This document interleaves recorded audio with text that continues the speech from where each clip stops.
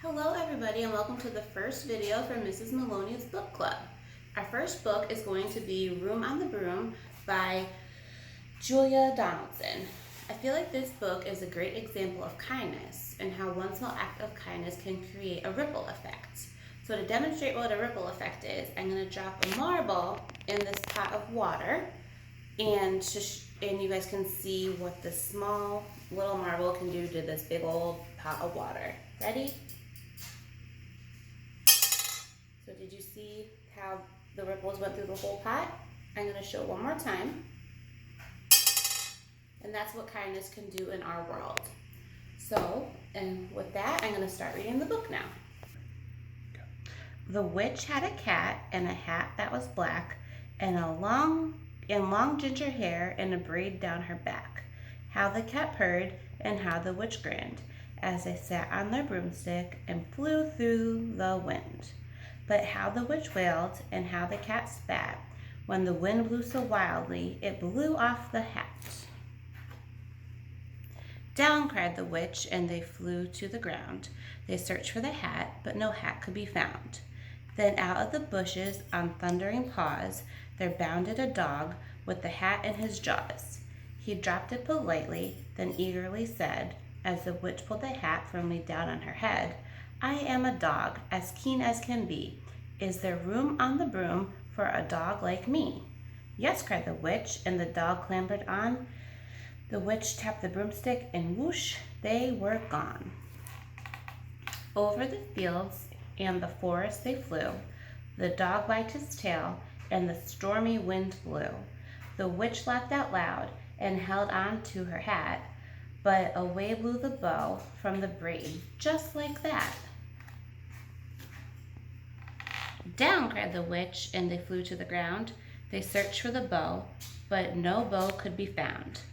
Then out from a tree, with an ear-splitting shriek, there flapped a green bird with the bow in her beak.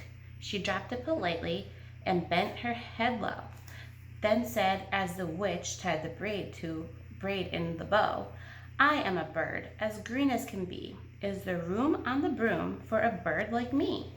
Yes, cried the witch, so the bird fluttered on. The witch tapped the broomstick, and whoosh, they were gone. Over the reeds and rivers they flew. The bird shrieked with glee, and the stormy wind blew. They shot through the sky to the back of beyond. The witch clutched her bow, but let go of her wand. Down, cried the witch, and they flew to the ground. They searched for the wand, but no wand could be found. Then all of the sudden, from out of a pond, leaped a dripping wet frog with a dripping wet wand. He dropped it politely, then said with a croak, as the witch dried the wand on the fold of her cloak, I am a frog, as clean as can be. Is there room on the broom for a frog like me? Yes, said the witch, so the frog bounded on. The witch tapped her broomstick, and whoosh, they were gone. Over the moors and mountains they flew. The frog jumped for joy, and the broom snapped in two.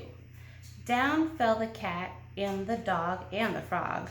Down they went trembling into a bog.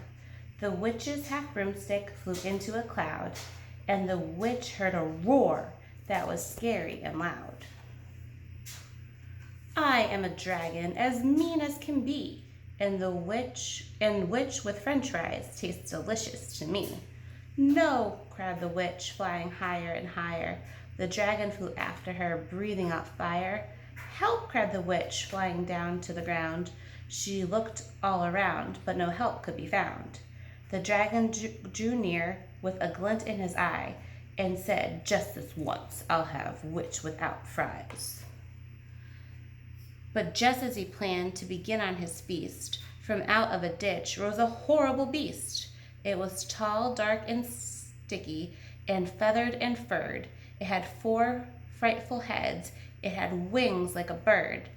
And its terrible voice, when it started to speak, was a yowl and a growl, and a croak and a shriek.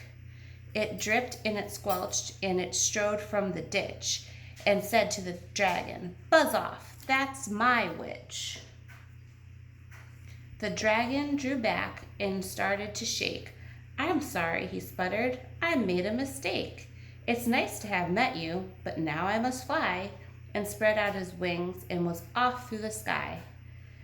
Then down flew the bird, and down took the frog. Down climbed the cat, and "Whew," said the dog. "And thank you, oh thank you," the grateful witch cried. "Without you, I'd be in that dragon's inside." Then she filled up her cauldron and said with a grin, "Find something, everyone, throw something in." So the frog found a lily, and the cat found a cone, the bird found a twig, and the dog found a bone. They threw them all in, and the witch stirred them well, and while she was stirring, she muttered a spell. Iggity, ziggity, zaggity, zoom. Then out rose a truly magnificent broom, with seats for the witch and the cat and the dog, a nest for the bird, and a pool for the frog. "Yes," cried the witch. They all clambered on. The witch tapped the broomstick, and whoosh, they were gone.